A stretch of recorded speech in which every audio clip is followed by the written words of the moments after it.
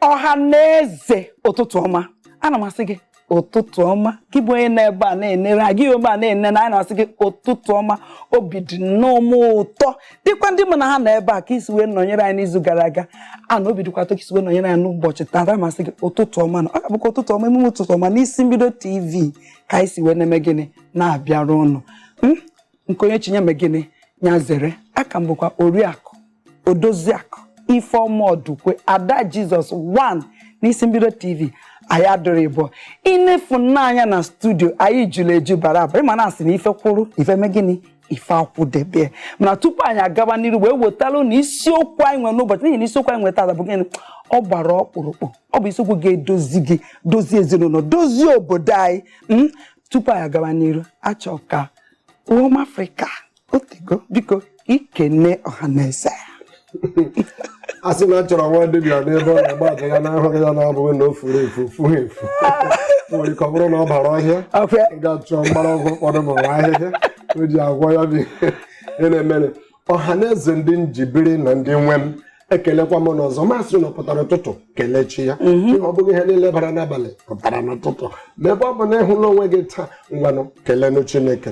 Ịhụla n'ịbọgụ kelee Chineke. Ma na-asị gị aka m bụkwa kesili Imo ụwa Afrịka.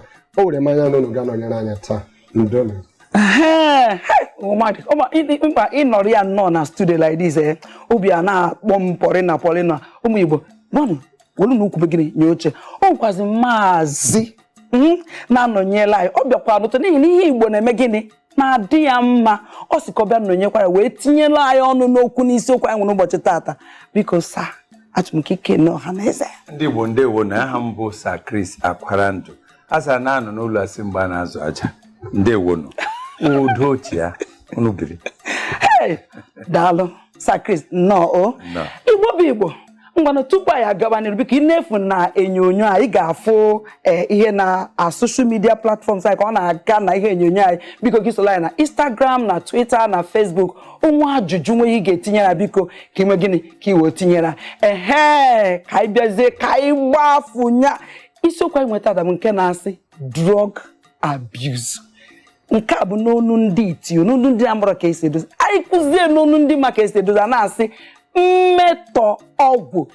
Ị na-afụ anya n'obodo a bụ obodo aya ị na-afụ na ụmụaka na-emetọ ọgwụ n'ụzọ dị iche iche na-etinyezi aka n'ụzọ dị iche iche. Ụmụ ọgbara ọfụ ụmụ ntorobịa ụmụ agbọghọbịa mgbe ụfọdụkwa ndị katagolo arụ na-etinyefe aka n'ụmụ ọgwụ na-enwere isi n'ọdụ nya ka anyị wee nnecha anyị wesị biko n'ihi na isi mbido obebe ihe niile na-eme ebe anyị na-adụ ọdụ ebe anyị na-ekuzi ife ọbụla awụsị ka anyị tinye ya ọnụ biko ka anyị tinye ya ọnụ biko na anyị ihe na-emigo ọ jọrọ njọ dịka ude ọ sigbukọrọ onwe dị gịnị dịka nkakwụ ka anyị tinye ya ọnụ biko Sir Chris tupu anyị agaba n'iru anyị chọrọ biko ka ị kọwara biko onye anyị nkọ ka efe bụ mmetọ ọgwụ a na-ekwu maka ya.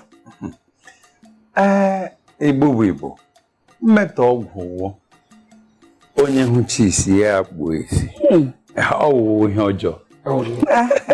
Mgbe ị nọrọ onwe gị ihe ọjọọ aga-abịakwute gị. Ọ bụ onye nọgide ya sị otu a Chukwu si kee ya adịghị mma ka ya nwee anya anọ. Mgbe ị gaziri nwe anya anọ gị were ụmụ ihe ndị ahụ tinye. Mgbe mbụ ndị mmadụ na-akpọ anwụrụ ọ nweghị ihe dị n'ime ya. Ihe kpọ anwụrụ fechie isi o nwere anya ga-adịkwa sharp ịghọtala kana amụkekwa ịma mgbe ị kere Adam ọ gara kpọ anwụrụ ya ruo ọhụghị akwụkwọ o ji ehicha imi ya were aka ya hicha imi ya ebe ọ gacha ka wa anwụrụ ka ọ kpọrọ ugbu a kwanụ ihe a ndị mmadụ ama na-akpọ ya akpọ ma na-aṅụ ya aṅụ ma na-agba ya agba ụmụ ihe ndị ọ ga-awụ imecha abalị atọ ị ga-akọta ife ọma. Ọwụzi onye ọzọ a ga-abụ ị na-ele ya ga-esi otu aka ịha ihe ọ bụ ihe ọjọọ a sị ihe akwa n'ihe iberibe enwe ihe iberibe ha chi na-ama ihe mana ọ bụ iberibe ihe ndị ahụ niile hiri nne. Ọ na-awụ mgbe mbụ mgbe nwatakịrị chọrọ imebi ya ebido ṅụọ akwụkwọ pọpọ ma ọ ṅụọ akwụkwọ pọpọ ya ṅụọ akwụkwọ ede agba ya n'ahụ ya ṅụọ akwụkwọ ede ya ṅụọ ụmụ ihe ndị a. Even o nwere ndị ha ṅụde ha ṅụọkwa pepa n'aka ya ha ṅụọ akwụkwọ ha bịa ṅụrụ ụmụ ihe ndị ahụ ṅụrụ ụmụ ihe ṅụrụ ụmụ ihe ndị ahụ mgbe ahụ ha na-aṅụ ụmụ ihe ndị ahụ ọkwa na agwa ọjọọ ka ha na-akpa ndị mmadụ na-ahụ ha na-agwa ha ihe na-aṅụ ọkwa na-ebido ebara kpara mmanụ ga-akpara mmanụ bụ ime ahịa okwe na-aghọta onye aṅụdị ya ya chọzi ya nke ike ya ịhụ na ịṅụọ nke si nọ nke awụ nke nwatakịrị ga-abịa chọzi ya nke ike ya mgbe ị ga na-achọzi nke ike ya mgbe ị nwetazi nke a nke ị ga-abụzi ngwụcha ya gị na-aga n'elu ibe gị na-aga n'ala ọ bụ ihe ọjọọ ọ bụ ihe jọgburu ọ bụ ya bụ ihe a na-akpọ mmetọ ọgwụ kama ọ dị iche na mmetọgharị ọgwụ mmetọgharị ọgwụ bụ ihe a na-akpọ abuse of drug mgbe ahụ ị bịa gị sị enwere m ahụ ọkụ ma ị maghị ihe ị nwere gị si kemist gwara m ọgwụ ya gwara gị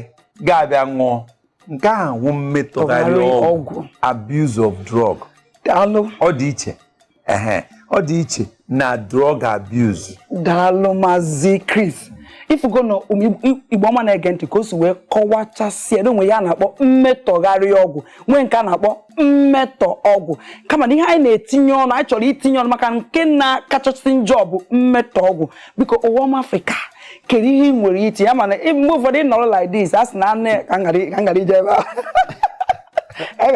ahụ nke bụ eziokwu ma ahụkwa n'eziokwu ka ngwa onwe anyị nke bụ eziokwu ịnụ na mmadụ nọgidere ghọwa onye ara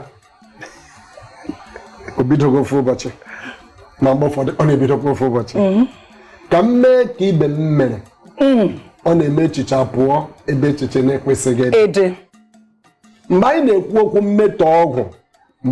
okwu mmetọ ọgwụ ihe ọ pụtara bụ mmadụ na-anya ya ga-ahụ ya ahụ onugbu dịka Maazị Chris na-ekwurula nke kpọrọ nkụ ya kpara ṅụọ eweta nke mgbimgbi dịka ndị iti na-akpọ pọpọ ya kpara ṅụọ gị na-ahụ nke ndị iti na-akpọ scent leaf anyị na-akpọ nchụanwụ ya kpọọ nkụ ya kpara ṅụọ ọ jụkwala na onwenye ha m na-aṅụ ọ na-aba ebe ele ebe ọ na-aga mgbe o megidere ya bịazie ya bịa baa ya n'ụmị baa ya n'ọkpụkpụ baa ya n'ọbara mgbe ahụ ọ wụrụla agwa ya wụrụzie mkparamagwa ya mgbe ahụ o toola ya achọwa ọzọ ka nke ahụ ike mgbe ọ chọwara ọzọ ka nke ahụ ike ọ bụ ya bụ ụmụ ihe ọgwụ ike a ga na-ele mmadụ eme ụfọdụ na-ejicha imi ha ga-atinye chana sọka pit mmanya ahụ na-ekupụta ebe a na-etinye nsị na gịnị naanị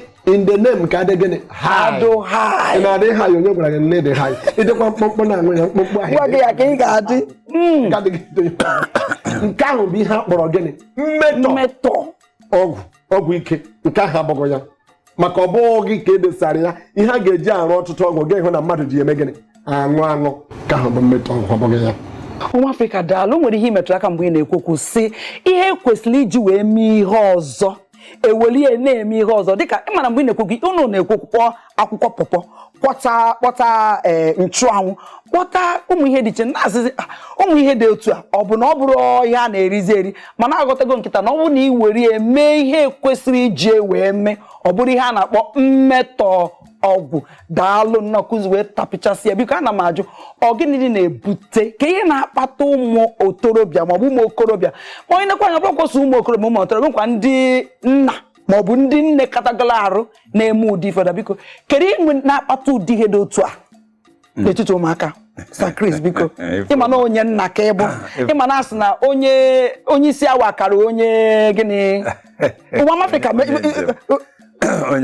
azụ na onye isi awa karịrị onye njem ife mmarụ onye bụ onye ụzọ si ibe nne na aka ya enwe gịnị mkpọmkpọ ite ịma na anya si ntị ihe m hụrụ ntị asị ya echi anya enweghị ịnụ ihe m nụrụ ọ bụ onye ebe ọ nọ na-adịghị ya mma ya chọwa ịnọ ebe ọzọ.